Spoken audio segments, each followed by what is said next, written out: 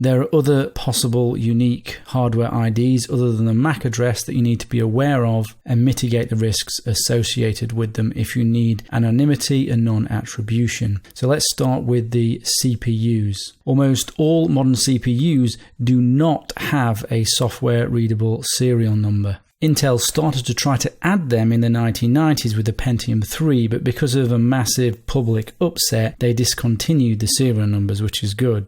So with most CPUs, you can only identify a particular model, and that's all, because there's no serial numbers.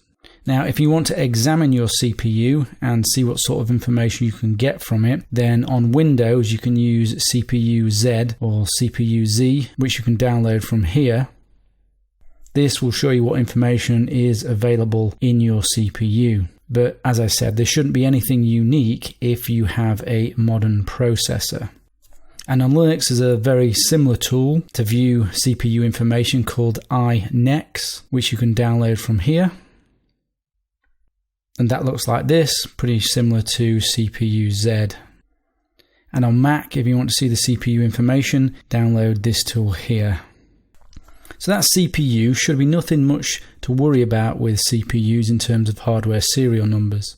Now the next thing is the motherboard. Motherboards often, but not always, contain unique identifiers in the System Management BIOS, SMBIOS memory. And major OEMs typically have these serial numbers in the SMBIOS, which means an adversary could get access to this and tie it back to the purchaser or you.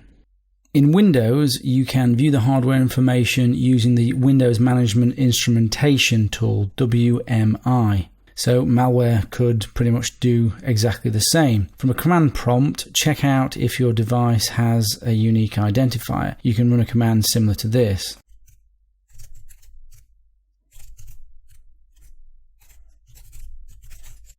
This will tell you the name of your BIOS, current version, and its serial number if there is any.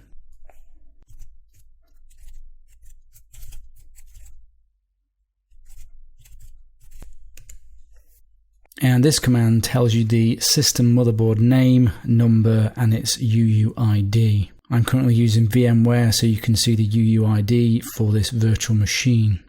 So that tool's unique to Windows. There is another tool for determining hardware information that you can use on Linux, Mac OS X, and Windows. And that's this DMI Decoder. This is the Windows version that you can just download and install. This is the version you can download and install for both Linux and Mac. But on Linux, you'll be able to get it from your repository quite easily if you're on Debian or Debian-based systems with just simply the apt-get tool.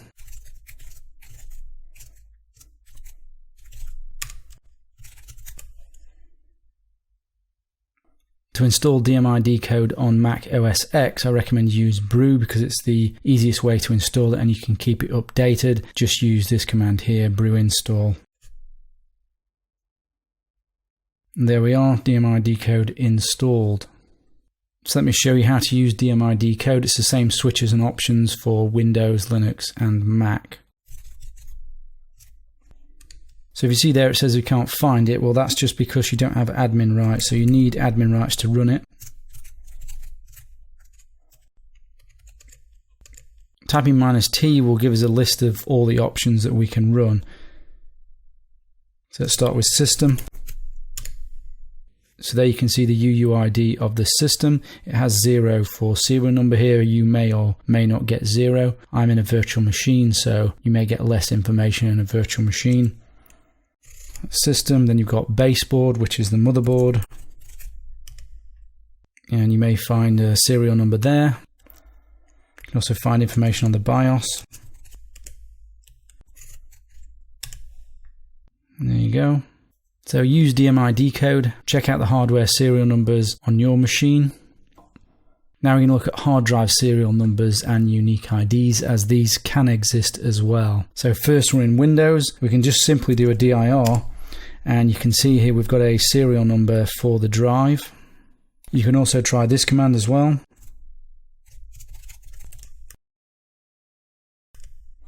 And you see there you've got lots of information about the disk drive. If we want to separate out the serial number, then we need to type, and that would give us a serial number. Again, I'm in a VM, so this is reducing the number of serial numbers that it's producing, but check that out on your own system. That's for Windows. That's how you do it in Windows. On Linux, there's a couple of ways of doing it, but LSHW is the tool that I tend to use, so we need to install that if it doesn't already exist. So that's installed.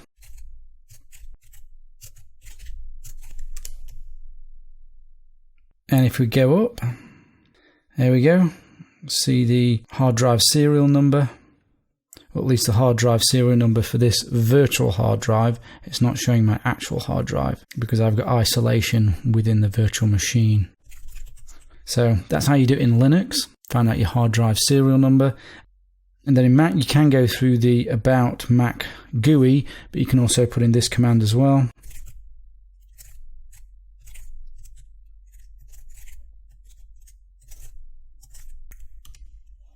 And there we go, we can see a bunch of volume unique IDs here, here, and serial number here. I blurred these out as these are the actual serial numbers on this machine for the hard drive.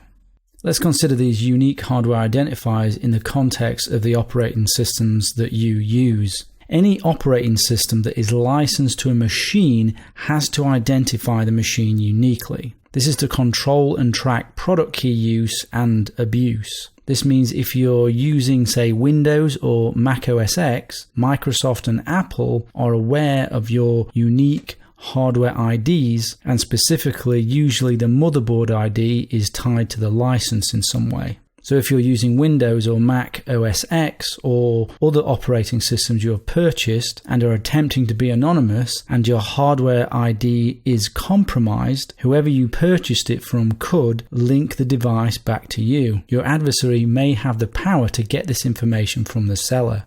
And it's not just operating systems, also applications can be aware of your hardware serial numbers, which again, through a money trail, can be tied back to you. Another consideration, if you're using a live CD operating system like Tails, or maybe you're dual booting on the same hardware that you are running Windows or OS X or a paid operating system, you are sharing the hardware IDs with every operating system. So you're not completely unique even though you're dual booting or you're using a live operating system. If Tails is compromised, if the dual boot system is compromised and your hardware ID is recorded, the seller again could link this back to you. Your adversary could link it back to you. This is the problem of hardware serial numbers for privacy and anonymity. So, if we care about non-attribution and being anonymous, how do we mitigate the hardware serial number issue and the leaking of these hardware serial numbers? Well, it's potentially possible to alter the unique identifiers with special proprietary tools. Much like we did with the MAC address, you can find tools to change some of these hardware serial numbers. If you look here, you can see an old post for some tools that can enable you to change the hardware serial IDs. Check out this post. A couple of the main ones is volume ID that it shows on this post, which you can get from sysinternals, which works for Windows. And there's also Chameleon. Chameleon can change the hard-coded serial numbers of hard drives and network adapters on Windows. So these might be useful for you.